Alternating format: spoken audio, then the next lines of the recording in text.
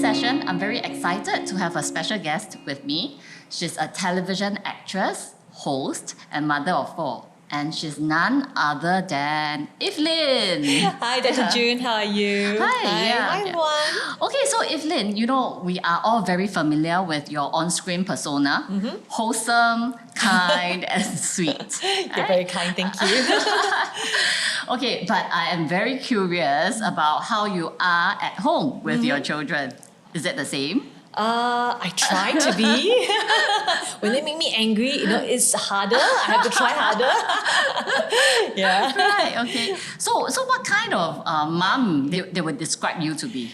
Okay, I think when it comes to, Singaporeans, right, we're all very big on academics, correct? I think where it comes to homework, schoolwork, I think they might sense that I am very concerned. Yeah, and naturally so, because, especially I've got, out of my 4 kids, I think I've got 3 boys who are showing signs of learning issues. Yeah, Right. so maybe they might find that, mama's a little bit more kanchong on that aspect. Yeah. Okay. I used to think that I'm more a laissez-faire kind of a mom, in that I can be quite chill, I think, yeah. But when I realized that, the children had issues relating to learning, Right. And that would set them back in life, right. yeah, I think I up my ante and up my act a bit, yeah. I see. Okay, right. So I think you are still that quite cool mom, but I think compared to you, because I'm in this line and I see children struggling with their learning, for my own kids, I'm not as chill as you. I do have certain expectations before they go to like primary 1. I will make sure that they are, literacy ready. Right. They have some basic math skills. Right, Yeah. yeah. So I think nothing like you, the cool and chill mom. Okay, so for me, I think the reason why I felt that I can be a little bit more chill, especially with the boys, it's also because from where I came from, I did an early childhood education course, Right. and that helped me see that with children, play is how they learn. Yeah, so I think I got my confidence in that. If I afford them that environment where they can learn and be excited about life, then the learning will take care of itself, because they will be then driven to do that, because they are just in awe of what they see around them. Yeah, Right, yeah. okay. But then, having said that, now in retrospect, I also see that with play there needs to be that academics part, Right. that reading and learning, which is I think very basic. Okay. Yeah, that reading part, Yeah. which is very basic, because also Right. through reading is how you gain knowledge as well, Right, right? Like right. they may be in awe of something and then they want to Yeah. find out more about it. But yeah. what is there? Yeah. There are books. But if let's say you can't read, then you lose out in that sense. Right. Yeah. So that's that right. play must be linked to the learning as well. That's right. right. That's right. Yeah. I suppose it's learning that we're after. So if let's say they have got more avenues to learn apart from play, on top of playing, they can also read, they can also watch and experience. Then what we want to do is to try to afford them all these avenues to get to that learning. Right. Yeah. Right. Yeah. So how was it like for you when you found out that Jairus has dyslexia? So I have a daughter before him. Right. So that's my eldest. My eldest was able to read and learn, read and spell on her own, no problem. So when it came to Jairus, it kind of like took me by surprise that he was not being able to decode words, and certain words that we come across again and again. It will fail to stick. Okay. Yeah. So I thought, okay, never mind, let the play take care of it. Wow. And because he's a boy, so maybe he's not, well, at least he's listening Yeah, and he's okay. showing interest. Okay, So okay. yeah, we just let it chill. Okay. And also because at that time I was homeschooling him. Yeah. So I really believe in taking his pace where learning is concerned, or Right. learning to read is concerned. I see. And I think maybe he exhausted my patience and all. After a few more years, down the road, I was still looking at him and finding it difficult to comprehend. Why is it that, simple things like HAT and HATE with the E behind, it changes the word totally. Yeah. He mixes the two up. Okay. Yeah. Okay. So I thought, okay, something is amiss. Right. So let's just, do something more. By that time, I think, dyslexia was quite a catchphrase already, and amongst educators, especially I did early childhood education, so Right. I learned about Right. special needs. Okay. I thought maybe there might be some form of possibility that my child might be dyslexic. Right. Yeah. My husband, who actually experienced the same issue when he Okay. was growing up, Right. told me, "Wow, I think he's just like me lah. Just send him and then let's get a proper diagnosis because back in his days there was no diagnosis Yes, of such things, yes, right? yeah. So we did, and then we found out that no, he was really dyslexic. Okay. But I thought that, I think you handled it very well because, from the time he was diagnosed, and I think you sought intervention for him. And then subsequently, you actually attended a course to Yes. help yourself teach him. That's right. Yeah, and I think you did that course a few years back. Yeah. Yeah, so I'm just curious, why did you not choose the, easier way out? Why do you want to learn about the English language? Because, there are so many rules and all. Yes. And Yes. so why did you take the hard way? Well, for me, I think I took it on as a personal project, to do to help my child through this journey. When he was diagnosed with dyslexia, I think it kind of affected him quite badly because he was then asking himself questions like this: Why me? It's so unfair. 1 in 15. Why am I that one? Right. And because of that, I wanted him to know that it is fine.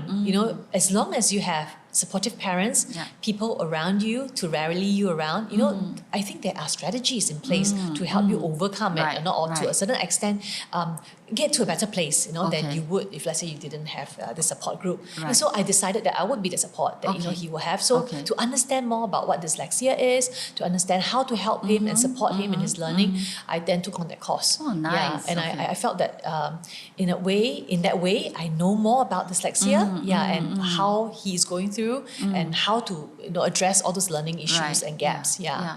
I think it also helped you to understand him better. As in, I think you mentioned that like sometimes you would say like, why are you so slow? Why are you reading so slowly? Or why can you just try harder? Because when he rubs his eyes, it seems like he's doing some task Yeah. avoidance act. That's right. Right? When Yeah. when I was trying to teach him how to read, Yeah. he would always rub his eyes Yeah. after just maybe like 5 minutes into the reading session, and then he would tell me, "Mom, I'm very tired. I need to rest." I was so angry, because I thought he was just trying Yeah. to avoid it. Totally. Don't want to Yes. do work. Yes. Yeah. Yeah. So I would Yeah. use words like, "You're so lazy," Yeah. and all that. So I felt bad, because Yeah. I did something which I later on knew that was wrong. okay. Because such children, they actually need our support more than our labels and our judgment. Yes, totally. And I think, after learning about the technicalities of the language, then you realize that actually English is such a complicated language. Exactly. There's so And, many we exceptions. cannot blame them Yeah. for not knowing, right? Exactly. Yeah. Okay. For Yes, yourself, I yes. heard you also have children who have learning difficulties as well, right? Yes. So I have 3 kids. The first 2, a 17-year-old girl and a 14-year-old boy, they have ADHD. Yeah. So for me, because I'm in this line, it wasn't surprising for me because I was just waiting to get them diagnosed. Right. I see the All the telltale red flags. signs. Yeah, very early on. For example, like at 3 years old, since the time when he was 2 or 3, it was so hard to get him to focus on the camera. So he would be like doing something else, and then it would be so hard to get his attention. And when we get his attention, his eyes will be like left, right, but not at the camera. So that was one telltale sign. And then subsequently, we noticed that he does have quite a few temper tantrums, more than usual. And like at the supermarket, when he cannot get his toy car, what happens is that he would be on the floor and brawling. So previously, when I look at kids like that, I would think, I think that parent must have some issues with her parenting. But I think after having seen that in my own kid, I didn't dare to think that anymore. Yeah, so these were all the signs that showed me that he has some difficulty with his self-regulation. That's right. Yeah. Yeah, so I think as he got older, in primary 2, then we realized that, okay, I think it's time to actually get him a formal diagnosis. Right, Yeah, and right. that was how we coped with it. For us, I was explaining to you, Jairus was very upset. And so at that point in time, I kind of I totally regretted telling him his label that he was dyslexic. Right. Because I felt that by giving him this label, he then realizes that, he's in for a tougher fight than the rest of the people. And so he took it quite badly. But then again, I suppose, everybody will have a different walk through this. Yes. Right now, looking back, I felt that even though it was tough for him in the initial age, but I was able to process this with him by talking about this thing and helping him see similar dyslexic people in life who had it hard early on, but then because of the way they are wired, their brains are wired so differently, right? They have other strengths that they can tap into, and when they can find that strength, they can really run. So I will also often encourage him that you tell me at 4 years old that, Mom, I know why is it that people need to get married. I'm like, why would a 4-year-old think about issues like that, right? So it shows how precocious you are. Right. And then his answer was, no, so that life can go on. Wow, that sounds so deep and so yeah. profound, isn't it? So I encourage him and say, no, Jai, I think you're a deep thinker. So, if you can really harness that thinking that you have, that goes behind the scene, behind those eyes, right, you are going to be a philosopher, Just make those sure great that men he before doesn't you. say that to his girlfriend next time. I want to marry you because Yes. life has to go on. Not because I love you, not because I want kids with you. So I think, right now he's in a better place where he's accepting his condition and he sees that truly there are things that he can do better than his sister who reads thousands and thousands of books on ends. Okay. But then, for him, he can maybe just pick up something. He's very perceptive and he can pick up something very quickly. Right, okay. Yeah, so like you, I help my kids accept, their condition as well as positively reframe the condition.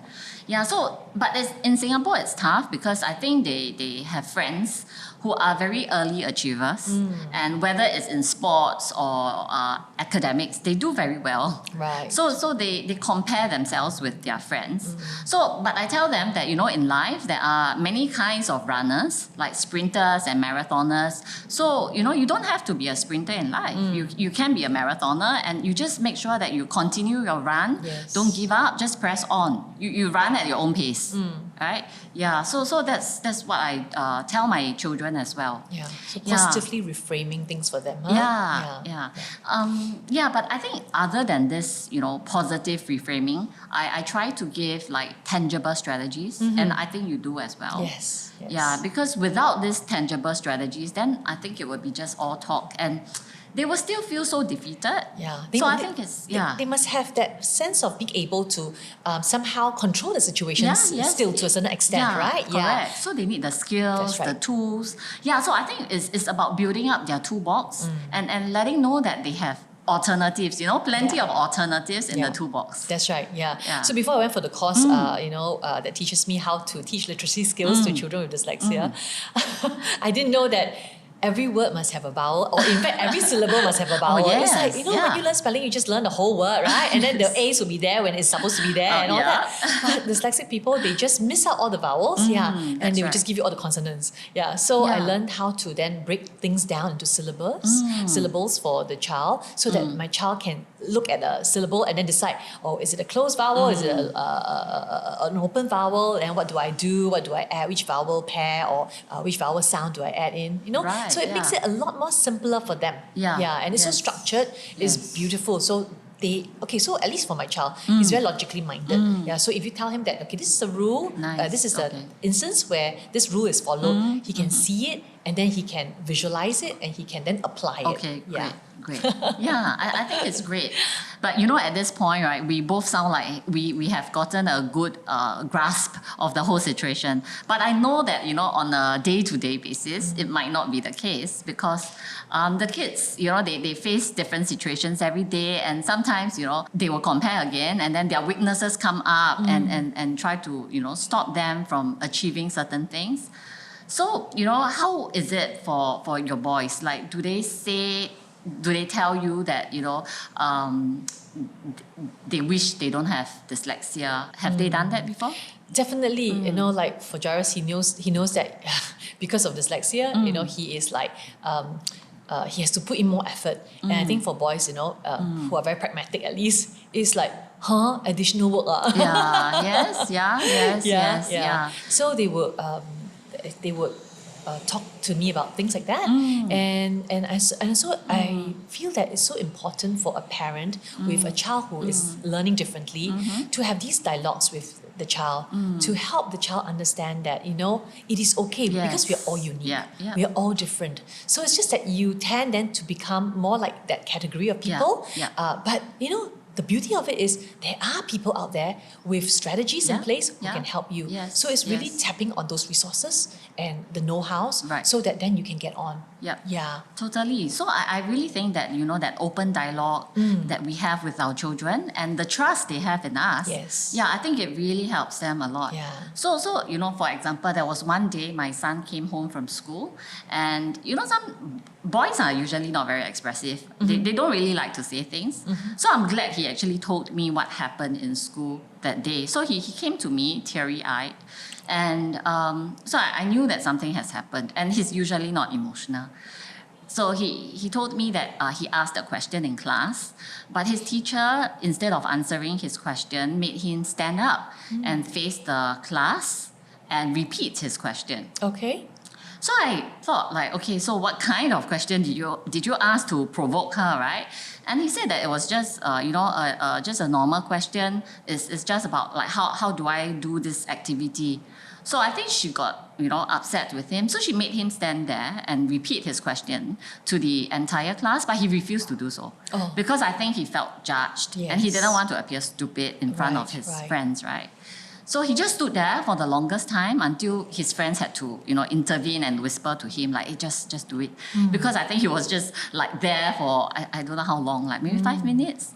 Yeah, so I mean, as he told me, I could see that he was very affected. So I just ensured that, is it because you were talking to others? And then he said, no, I wasn't talking, right? So with that, I could approach the teacher, right? So I wanted to ask more. So I asked the teacher, why were you so upset with his question? So she said, Mrs. Cho, I have done this 4 times this year, and he still cannot remember. That was the end of the year. Right. So when she says 4 times, it means that maybe every term they do it once because it was that whole pandemic period where school was closing and all.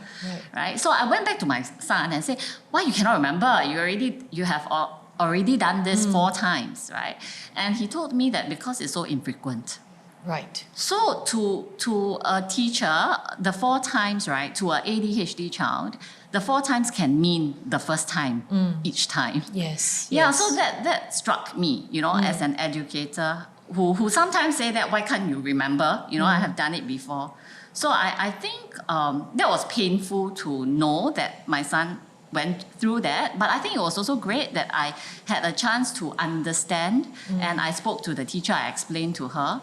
So I think we resolved it quite well. Right. Yeah, right. so I think that transparency and that openness, the courage to talk about things that are difficult is so important for their emotional development. Yes. Yeah. I read a few books about dyslexia and how important it is for parents, especially for parents of young children with dyslexia, to be advocates for their cause, for their case. Because, young children, they don't know better, right? Like in your son's case, it was a true to honest response. Yeah. I can't remember. Yeah. Now, children with dyslexia, ADHD, learning difficulties, they usually present themselves with maybe slower processing speed, poor working memory, and so things that don't happen often just eludes them the minute it's happened and it's past. So it doesn't stay on with them for long. So that's why as parents then we try to help them through life by advocating for them, by explaining to the teacher in a very respectful tone, definitely, because we can't expect everybody to understand what a child with dyslexia, because every child with dyslexia or every child with ADHD, they will present themselves in different ways. Some may be really great processing speed, but working memory very poor, things like that, right? Yes, yes. Or very good management skills, Yeah. or not management, sorry, very good organization skills, yeah. but then can be very forgetful, that Yeah, kind of thing. yes, yes, So it's yes. really working with the child Yeah. and then helping him become independent in that whole process of life to find tools that can help him. Yeah, totally. Mitigate Yes. those weaknesses Yeah. and bring out those strengths. Yeah, I think it's really to understand their unique learning profile. That's right. Yeah. And I'm glad. I mean, I think we have come a long way, but I think even the ministry is going towards that direction where they actually, I think they're abolishing this age-old practice of like secondary school streaming and bending. Yes, that's right. Yeah. So I mean, at the DAS, we are progressing as well. We do not need a diagnosis to actually attend our classes anymore. Wonderful. Yeah. One thing I realized was when I attended the course, because it is such a useful tool to teach literacy to children in that OG method, in that structured method. Yeah.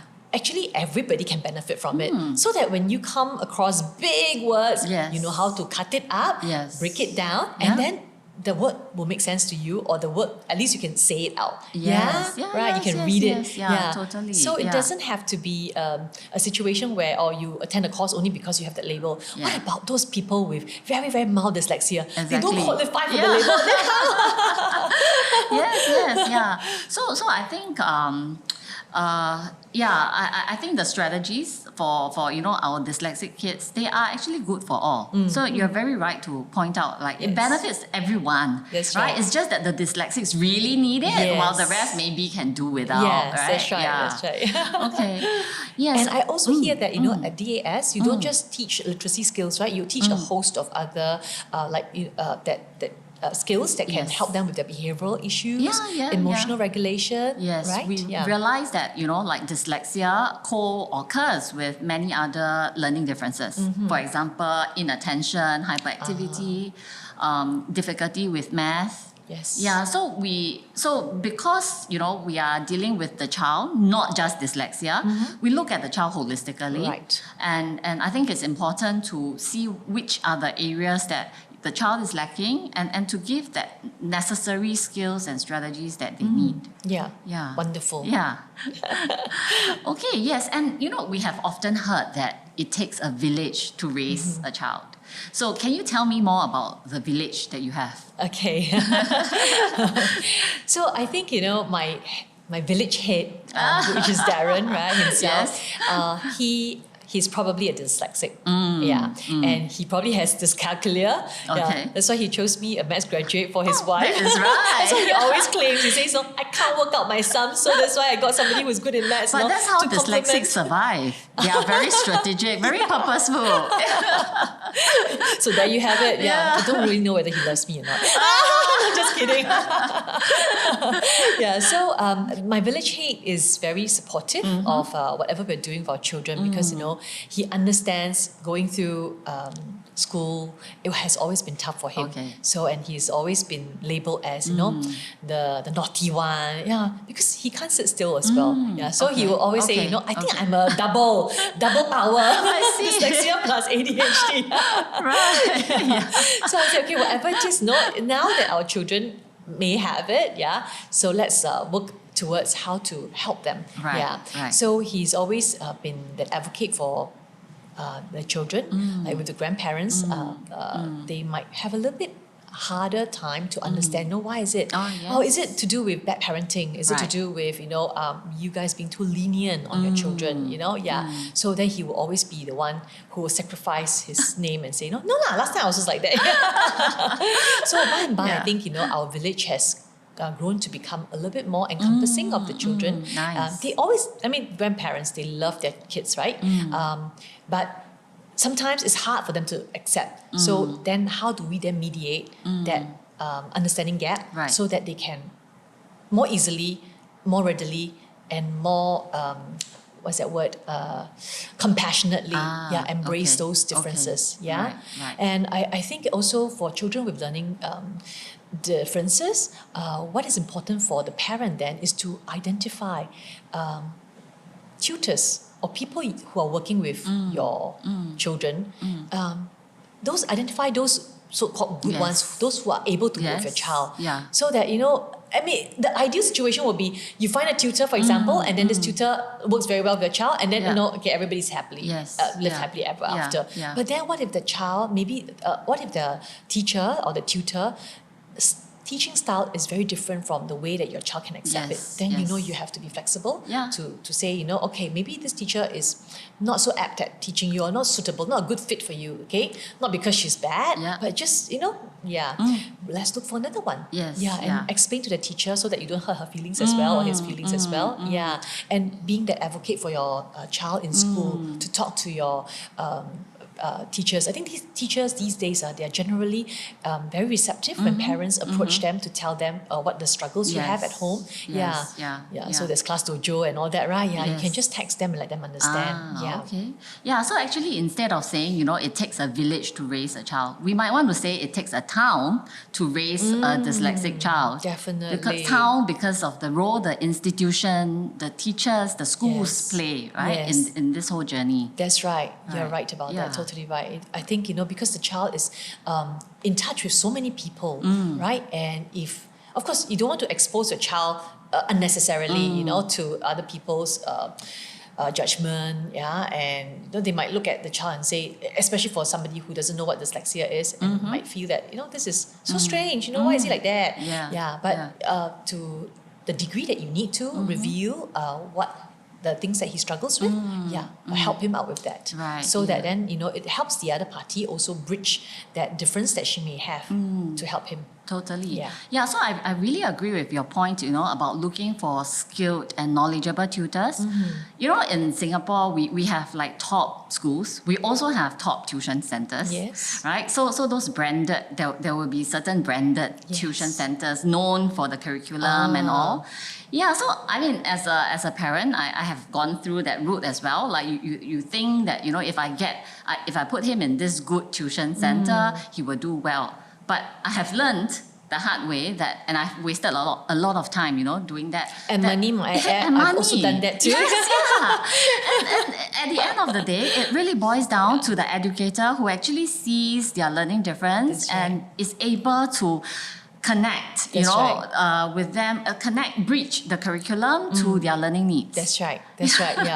So, you have got, like, for example, Chinese, you have got a lot of tuition centers that will teach you that, they say, 我们会教很多好词好句, and then we'll give them a lot of writing. Oh my goodness, my child balks when, he thinks about having to write. Because like for 3 hours of writing in Chinese. Exactly, So then there's all that unnecessary ill feelings created towards either the school or to the subject. So I've been through that path as well, and I realized that, okay, it may be good for somebody else, but not for my child. And being able to accept that is bravery in itself, I feel. Yes, and people also say that, there's a silver lining in every cloud. Do you think it's true for dyslexia? I think more and more so, I count my blessings that right now we have technology to help the children. So my child likes to learn, definitely. But, because in the past, our learning comes mainly from encyclopedias, for example. Right now, encyclopedias can come in different forms. It can come in form of a video. You have BBC, you have all these channels that can help you learn more about animal life, whatever you want it, you have it, right? So it's just being discerning on the websites to go to, for your learning needs. And, there's always spell check. You cannot do spelling, At some point, when you're working, in your working life, you send out your emails, you can always do a Grammarly before you send it out, things like that, right? Just a Google search. That's right. So rather than harping on their weaknesses and what they can't do, I think, dyslexic people and the families of dyslexic children need to look beyond that to say that, there's light at the end of the tunnel. What we're doing is to help them tide through this period where literacy is very important, and things like that. And it is, of course, a skill that will stand them in good state, being able to read, correct? But beyond that, look at their strengths and build on that strength so that they can see themselves to be people with things that other people don't have Yeah. as well. That's right. Yes, yes. So positive reframing. Yes, yeah.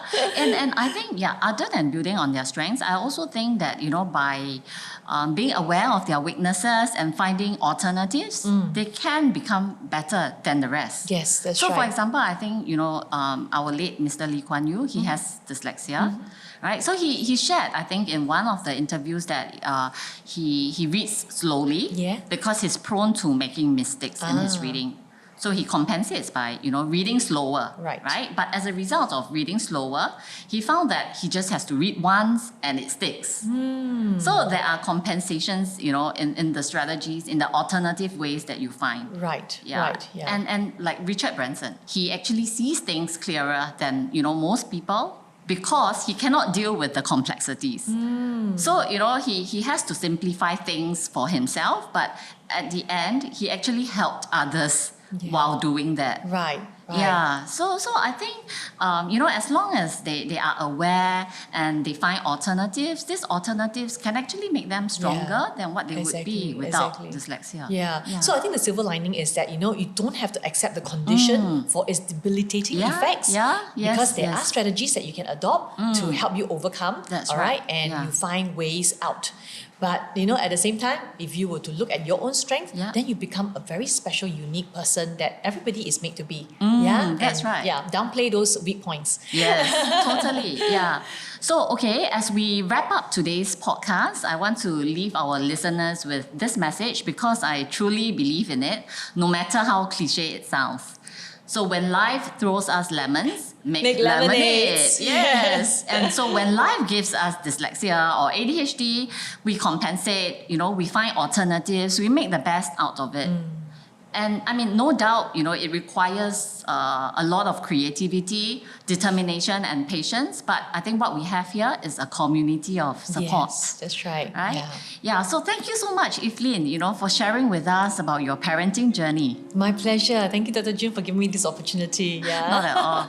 Yeah. So until next time, take care and celebrate the unique makeup of every child, their strengths and weaknesses.